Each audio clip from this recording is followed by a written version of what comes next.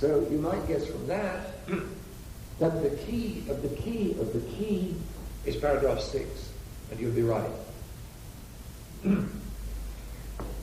You've got two words there, phenomenism and agnosticism. And the error is as two names or as one name. You can call it phenomenism, or you can call it phenomenalism, with an AL as well thrown in, it doesn't matter. You can call it agnosticism, but it's a particular kind of agnosticism. Agnosticism is too broad and too general. Agnosticism simply means I don't know. Gnosis, I know, and agnosis, I don't know. So agnosticism is simply not knowing. But phenomenism is the heart of the problem. Phenomenism, we'll deal with that, we'll cover that this evening. What we've got is the modern philosophy of Immanuel Kant in particular.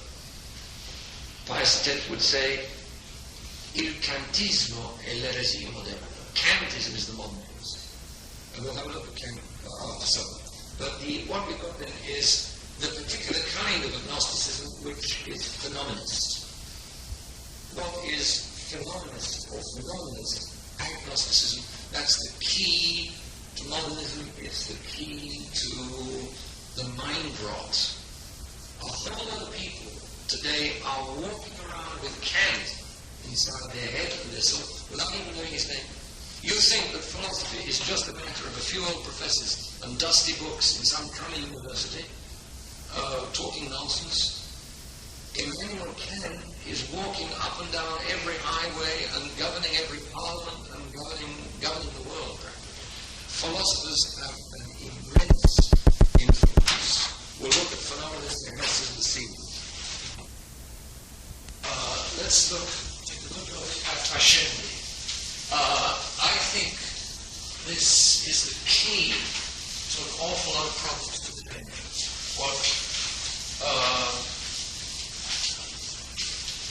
But it takes a bit of understanding.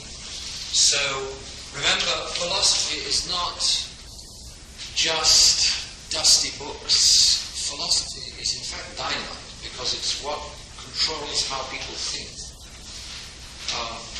Now, phenomenist agnosticism. What does that mean? That's the negative principle, which is going to level the building site, on which follows the positive principle of, you see it on your plan in Python-Hills. We'll explain all that, but first thing we want to destroy is the modern means of leveling the building site. This is an atom bomb inside the Twin Towers, and the whole of New York City is flattened by this principle. The principle is a modern philosophy, and what the modern philosophers play with is the process of knowing. How do I know an object? Now, you stand in front of a wall there and you say, well, I know it's a wall. I know that's a wall. I know that's a light. You think it looks easy. In fact, it's rather more complicated than you think, because in human knowing, there are two things that are combined. There's the sensation, my seeing with my eye the wall, and then there's also an intelligence in there which is saying that that is a wall. That cream color could be a sheet. It could be just pure color. Could be a sheet. It could be seaside. It couldn't be the seaside, but there's a number of things. My mind is constantly reading the data of the senses that are coming to me. So the truth about knowledge was Aristotle worked it out. It's a difficult thing to work out. It's not, as I say, it's not nearly as easy as it looks. Aristotle worked it out in a way that had the church satisfied and intelligent mind satisfied for many, many years. But modern man, it's not good enough. And Descartes in particular thought he would know better. So the picture is, let's say that here you've got, that represents a tree. There's the trunk and there are the leaves. Now, in saying and there, so to speak, in yellow is what the tree is. It is a tree. And the mind is reading what's behind the appearances, what the appearances are there of what the appearances are, the appearances of. That's the green and the brown is the appearances, and the tree is what their appearances of. Okay, now here you've got Frankenstein. When I draw him, he always comes out looking like Frankenstein. And then Frankenstein has, so to speak, a green eye. And the green eye is picking up, his sense is picking up the phenomena. But then what Aristotle says, and we have to go into the whole analysis of knowledge to see why Aristotle says this. But what Aristotle says is that while the eye simply picks up color, I see brown, I see dusty white black, I see cream, I see yellow, I see dark brown, I see gold. My mind is just picking up color. My ear is just picking up sound. For instance, if you stop and think about it, it's obviously not your eye that tells you that this is talking. It's not your ear that tells you that is talking. Right? That this shape is talking. In other words, the eye and the ear can't put together what the ear and the eye pick up. It's obvious then that there's, for instance, there's some other faculty which is putting together all of these various data coming through five senses. My backside is telling me through the sense of touch that I'm sitting on a hard bench.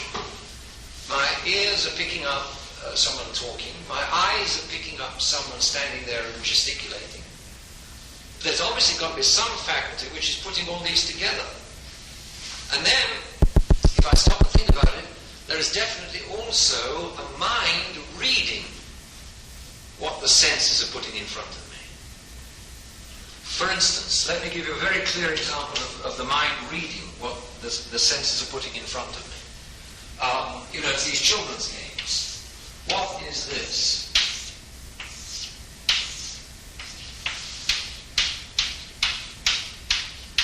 Anybody?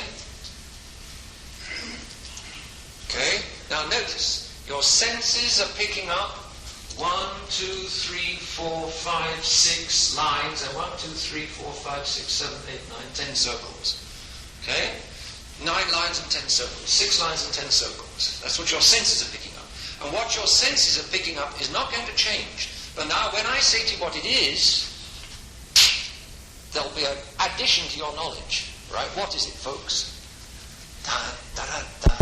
It is a giraffe walking past a window. Now you'll laugh because the mind has kicked in over and above the mere eye. The eye hasn't changed. Your senses are telling you no different. But when I say to you it's a giraffe walking past the window, boom, something else kicks in.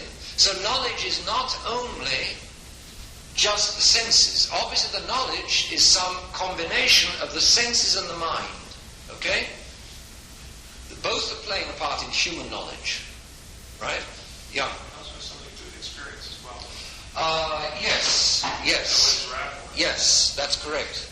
There's also memory. Memory is coming into it as well. But the mind has. When I was a little child, I went to the zoo and I saw this thing with spots all over it, and my mummy told me that is a giraffe. Into my mind went, that's a giraffe. Nothing additional went into my eyes. When a little child is walking around with his mummy, the child is drinking, the senses are drinking, and mummy is putting tickets for the mind on everything that the senses are just drinking in. That's exactly what the Lord God did for Adam. In the Garden of Eden, the animals paraded past Adam, and the Lord God filled in Adam's mind as to what this tremendous parade for his eyes was. Right? So, what point we want to get is that knowledge, human knowledge, is a combination of the mind and the senses. Right. Now, then the correct understanding, what Aristotle worked out, is that so to speak, the essence of the thing is channeled inside the sense data. It goes like, similarly here, obviously these lines are that's not really like that, but the mind, this is the true understanding of knowledge. In other words, the sense data, starting from the thing and coming to the senses, are like a channel down which and through which flows the intelligible nature of the thing into the intelligence. It's known as the process of abstraction. This is Aristotle's brilliant and accurate analysis. It's a difficult problem. It's easy to get it wrong. You can either tip over knowledge in the balance of the intelligence and you despise the senses, and that's what Descartes did, or you tip it over in the direction of the senses and you despise the intelligence, and that's what Kant did. Tip it over in the sense of the senses, that's what the English philosophers did. But the correct understanding, the Catholic understanding in Aristotle is an understanding of the two play. So what happens, says Aristotle, is my senses are constantly giving me a stream of data, and my mind is constantly reading inside the data. It's so fast I don't even notice it. Clock, door, man, pure pulpit. And then as the mind clicks, just as fast as light from the data coming in, as the mind clicks, it names these things. Because, in other words, the words name the essence of what the thing is. When I say giraffe walking past the window, the whole thing clicks. So the mind is reading the essences of things behind the appearances. Okay? Now, that's a comparison is, as a famous comparison, is a slave carrying a treasure chest to a queen, or carrying a jewel box to a queen. The slave picks up the jewel box, carries the jewel box. There's a jewel inside. The slave doesn't know anything about it. He simply carries the jewel box to the queen. When he reaches the queen unlocks the box and pulls out the jewel. Right? The dumb slave doesn't know anything about it. So, obviously, the jewel is the essence of the thing. The box is the phenomena carried by the slave, and then the mind is the queen. So the mind unlocks the intelligible essence of the thing wrapped up inside the sense data, which are constantly coming at you. Okay? Now, for Kant, that's not good enough. What Kant said, that's Aristotle. And that's sanity. It's common sense that when I see this, I say organ. When I see this, I say chair. Cardboard jacket, tape box, microphones, book, stick. I mean, I know what these things are. I call them by a name. My mind is constantly reading. And interestingly, that is what the Latin intus lego says. Intus lego in Latin is to read inside. So the intelligence is the faculty that is constantly reading inside the phenomenon. And it's common sense.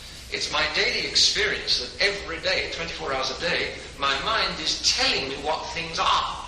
My mind doesn't say cream, brown, black, dark brown, etc. My mind says picture, cross, book, cupboard, blackboard, etc. The mind is constantly and successfully reading inside the phenomenon. Right. Kant, that's not good enough. Kant has Frankenstein here.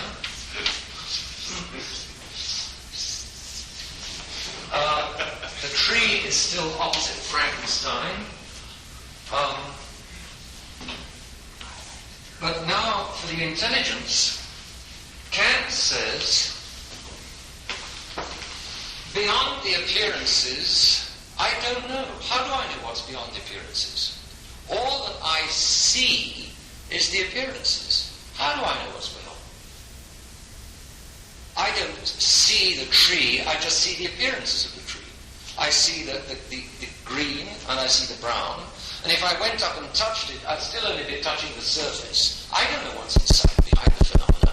My touch is still... If I licked the tree, I'd still only be on the surface. I'm still only beyond the appearances. If I hear the tree rustling in the wind, that's still only the appearances. Right? Now, the Greek for appearances is equals, the Greek is phenomena. And that is literally in Greek, things appearing. That's the neuter plural of the present participle. In Latin, apparences. That's things appearing, or appearances. So, Kant says, how do I know what's beyond the appearances? I don't know what's beyond the appearances. Beyond the appearances is the thing in itself, which I don't know. It's just one big question mark. He was a German, so he called it the Ding an sich. Dings. The Ding an sich.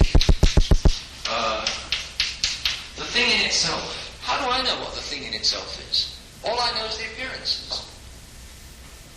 Well, jolly-o. Because now I see the appearances of a tree, and I say to myself, well, I don't know what that is.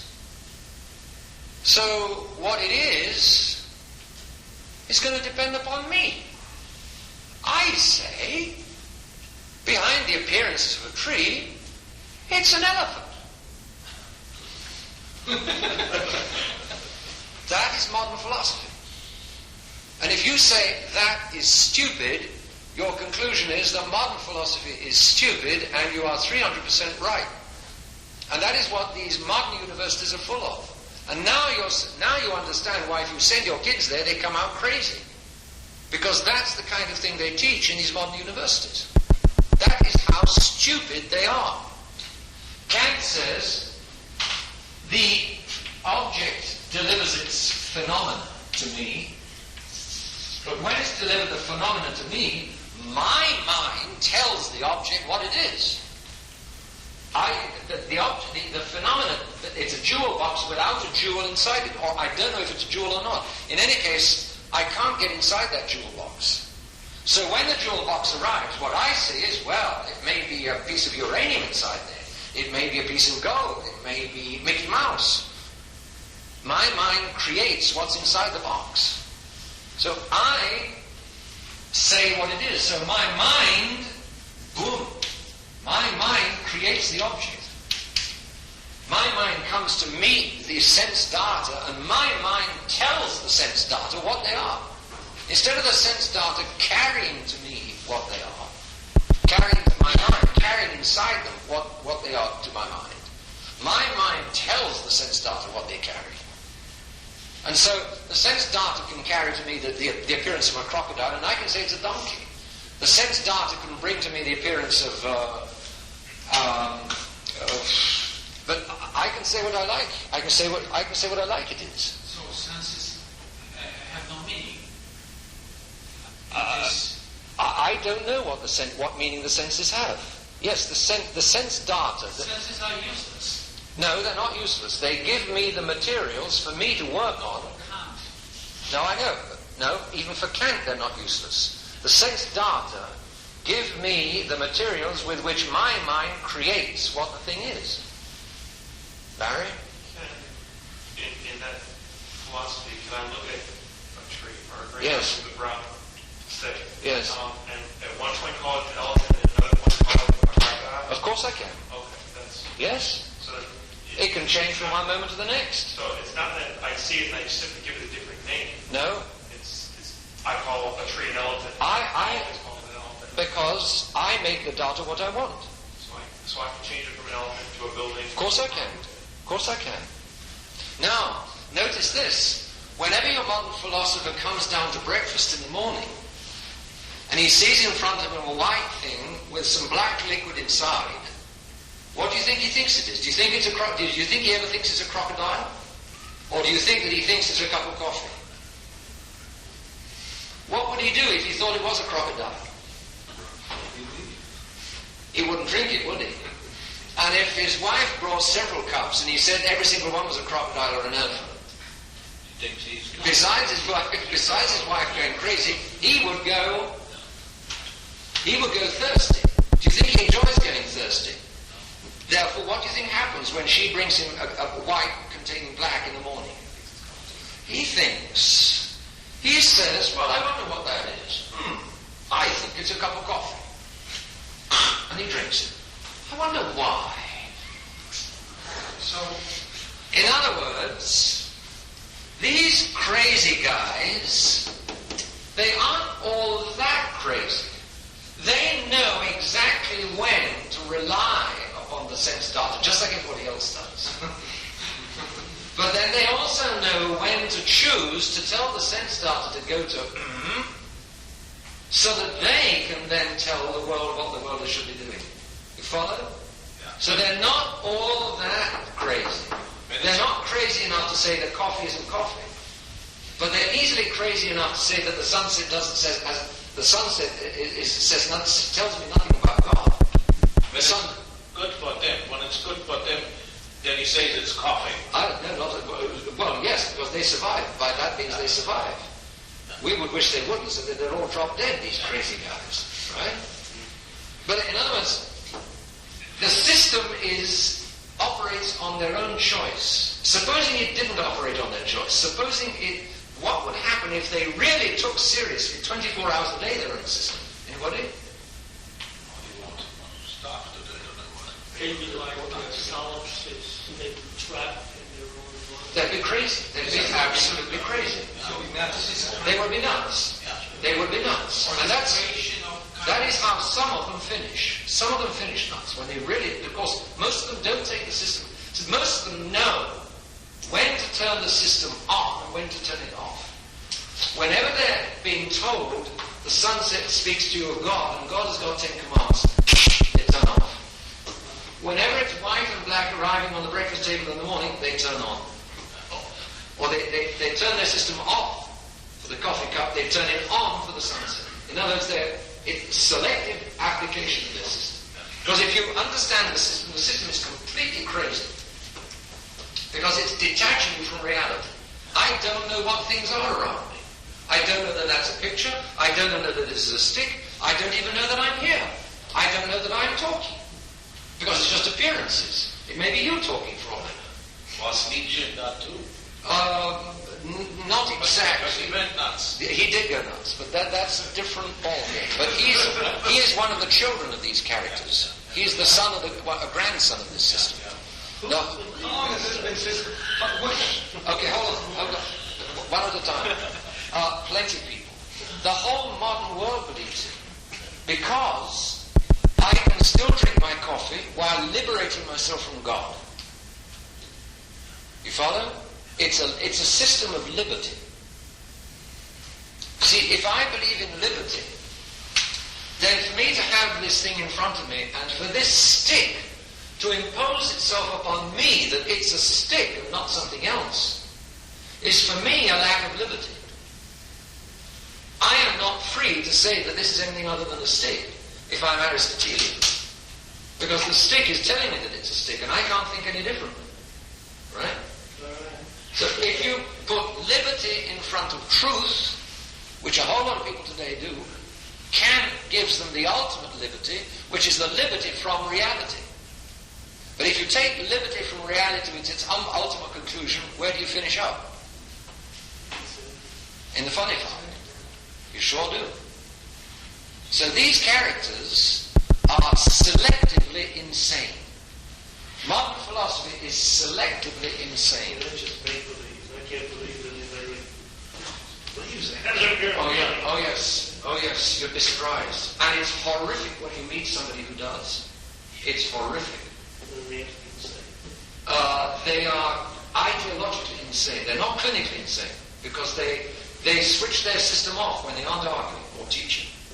When they're living, when they have to walk down the street, drink coffee and eat a donut, they switch their system off. But the moment you start arguing with them, they switch it on. You follow? How can anybody believe in it? You'd be surprised. Because it satisfies pride. Who here is the king of creation? Me. Here. The object. The object. The object dominates me. Right? The object dominates my mind. My mind has to submit to that being a picture of Pius X, to that being a picture of Alphonse de Gory, because that's what it is. Right? My mind submits. But here, who is the king of creation? Yes. Him. Yeah, see? Man. See, and this suits pride. This is a system tailor-made, custom-built for pride. Because I, here, am the king of creation. The tree stands there, and I say, are you a tree or not? I say you aren't.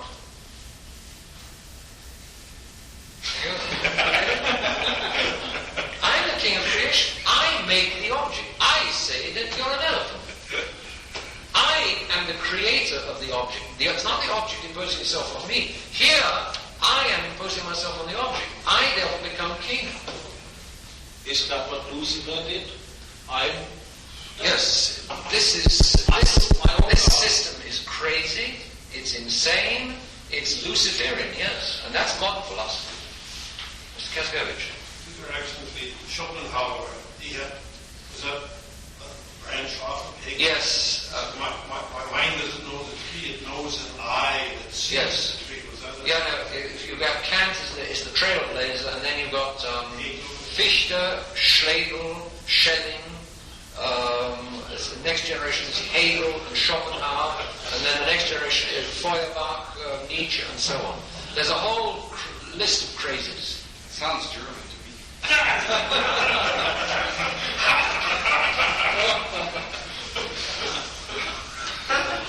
What do you say, Joseph? It's the truth, you know. So, some of the German went nuts, but not all. There's a few other ones around. That's it. That's French drugs. If I understand it well, in Kant's system, Yes. you said object dominates mind. No, in Aristotle's system, the object dominates the mind. Right? Is Kant? The object dominates the mind. The object imposes itself on the mind. Right? The jewel imposes itself on the queen. The jewel comes in the case. I open it up. It's an amethyst. The amethyst is not a ruby. What came in the box is what came in the box. Right? And she says amethyst or a ruby and emerald according to what came in the box. But here, it's my mind. The phenomena don't carry anything except the phenomena. It's a box with nothing in it.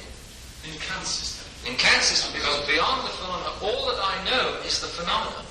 All that I know is the appearances. Beyond the appearances, I know nothing and cannot know anything.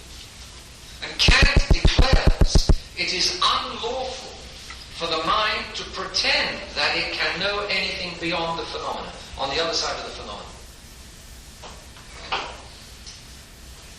Well, then that makes sense for religious liberty. It makes complete sense where that comes from. The whole thing clicks into place. The whole modern system clicks into place. The real problem in engineering. Yes, sir. That's right. That's right on page 6 in the Enzyklika, in a term.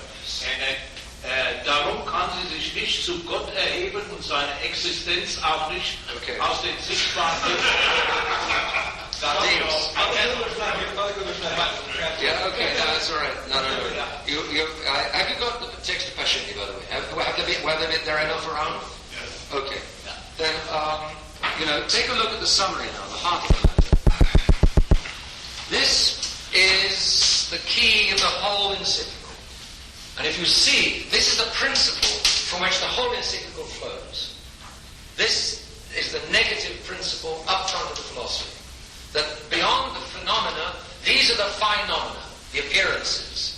The green of the leaves and the brown of the trunk, the rustling for the ear, the touch for my hand on the bark. Beyond these appearances, whether they're appearances to the ear or appearances to the eye or appearances to the fingers, beyond those appearances, I do not know. Not only do I do not know, I cannot know. And I have no right to pretend I do know. That is modern philosophy. That's Kant. It is absolutely crazy, but that's what he says. And if he doesn't finish in the funny farm, immediately it arises. It's simply because he switches his system on and off in order to survive. He lives by Aristotle's system, he teaches and thinks by his new system. Right? That's how it works. Aristotle wasn't inventing a system. Aristotle was simply analyzing how the thing works. This is how human knowledge works. I could prove it to a greater length in detail if you wanted. It's a fascinating question. It's a difficult question. It's a fascinating question. It's not nearly as easy as it looks, but that's the basis of it, and this is how Kant corrupted it. You might ask, how did Kant get to that point? The answer is, firstly, Descartes swung the balance too much in front of the intelligence and he despised the senses. Then the Englishman swung the balance too far back in front of the senses and despised the intelligence. To the point where the English were saying that, that the English were saying more or less, we only know what the senses tell us. Kant said, that's not right. The mind does know something, and he's right. But then for Kant, in order to explain how the mind knows something in addition to the senses, instead of going back to Aristotle and saying the senses carry a jewel box which is a jewel inside, Kant said the mind makes the jewel and imposes the jewel upon the box given by the senses. So he didn't go back to Aristotle, he went to an additional craziness. He added craziness on top of craziness. So, again, that's the question of the history of philosophy.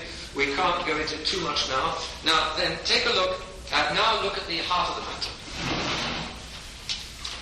Beyond the phenomena, all this is in capital letters because it's crucial. Beyond the phenomena, brackets, things appearing as they appear, the appearances of things as appearances. Beyond the phenomena, all is unknowable. Behind the green and brown line, just one big question mark. I do not know, I cannot know, I may not pretend to know. But God, as the author of nature, miracles as such, and external revelation are all the other side of the phenomena. I'll explain that in a moment. The conclusion follows with 3 dots. That's not masonry, but that's the therefore, as you may remember from geometry. Therefore, God, miracles and revelation don't exist without, meaning outside, nor come from without, meaning outside the individual. What's the next step? However, as given facts, they come from somewhere, therefore, they come from within. Therefore, God, miracles, and all of these marvelous things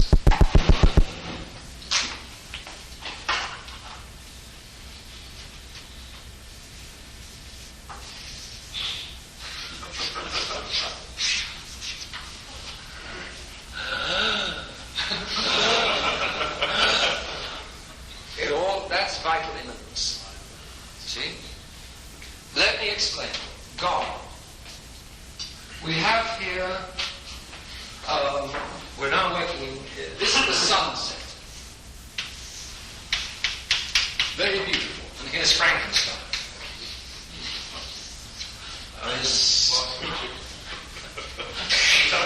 He's getting more and more ugly every minute. Frankenstein looks at the sunset. Right? And the sunset, in fact, speaks of God. The triangle stands for God. It's a poor representation, but the triangle stands for God. Right? The sunset speaks of God. Right? Now, look out the window. Look at those colours. Is it the colours as colours that speak of God? Is it the colours as colours hitting the senses that speak of God? No. What is it that speaks of God? It's the beauty of the colour, right? It's the arrangement of colour. It's the beauty of the colour. The beauty is behind the phenomena, so to speak, right? So the beauty behind the appearances which speak of God. Now, Kant's system, behind the phenomena, I cannot go. That's all I know. Therefore, I'm cut off from God. Kant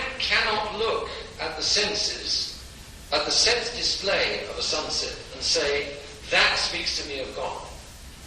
Because he doesn't know what's behind the phenomenon. He doesn't even know it's the sun, he doesn't even know it's clouds, he doesn't know it's a sunset, he doesn't know anything behind just an appearance of colour.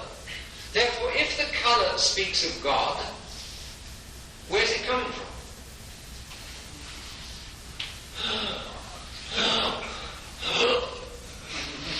God. Right? So it's not God, the sun, the beauty to me, right? The beauty of the creator, the beauty of the creature to me, and then my mind to the beauty of the creature and up to the beauty of the creator. That's not it.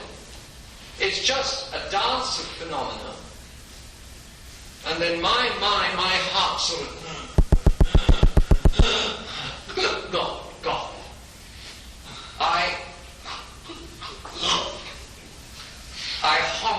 I honk up God. That's canon. And that's the new church, and that's modernism. Why does this, anybody tell me, why does the sunset particularly make me think of God? Why does, the modernist answer, Kant's answer is, there are certain combinations of phenomena which sort of get on the wavelength of my honking. They're sort of vroom, vroom, vroom. There's vibes out in the sunset. And they set me vibing and then God. That's it. That is modernism. And if it makes you want to vomit, you are quite right. It is a system of vomit. Absolutely literally. Because since the mind is cut off from the object, and yet since religion is an experience, it's there. And since it can't come from outside, then it's got to be coming from inside. So religion comes from inside, which is why you said use the word experience. Experience is an absolutely key buzzword in modernism. Another word is feeling. Feeling, experience, something your religion has got to be, anybody, another buzzword? A high. A high, yes. It's got to be Experienced. Experienced, yes. It's got to be lived, and it's got to be lived. And if your religion isn't lived, then it isn't religion. If you don't go into the chapel and get sort of your entrails rocking and rolling like this, then man, forget it. You aren't a Catholic. That's why modernism it immediately joins charismatics. It's Protestantism, it's charismatism, it's just, internalism, but the object is completely destroyed. So God, the author of nature, miracles as such, again, let's think again. Let's put Frankenstein in front of a miracle. Here are 6 pots. 1, 2, 3, 4, 5, 6. That's meant to be 6 pots. We're at Canaan, right? The marriage party in Canaan. There are the 6 pots. I look inside. Frankenstein, we really must restore him a little anatomically. How's that? That's a bit better. All right, Frankenstein looks and he sees water. He sees transparency, right? He sees the color of, let's say, that's 6 pots of water. He looks 2 moments later, and his eyes pick up instead, in the same place, they pick up 6 pieces of red, assuming that I've all turned it into red wine, which could be it's a disputed question, but we'll assume for the purposes of argument that it was red wine. So, now, again, do my senses tell me that a miracle has taken place? Do my senses, as senses, tell me that a miracle has taken place? No, that's correct. What do my senses, as senses, tell me? The senses just send information about color. That's exactly it. So my senses send the first piece of information, which is six surfaces of water. They send then a second piece of information, 6 surfaces of wine. Right? A change of color, exactly. My eyes send a change, and the taste would also send a change of information. But does the sense as sense tell me that it's a miracle? What tells me that it's a miracle? The mind is correct. The mind that saw it was water, and then in the very same place, immediately after Jesus of Nazareth has spoken a few words, it sees wine. It's the mind that tells me it's a miracle. How does the mind tell me it's a miracle? Because the mind is reading behind the phenomenon, right? The mind is telling me this is water and it doesn't change into wine. Water doesn't change into wine. And then my senses tell me it's wine. It's the mind that says this is not something that normally happens. The senses don't tell me this doesn't normally happen. It's the mind that tells me this doesn't. The senses don't know the laws of nature. The senses are simply giving me data, right?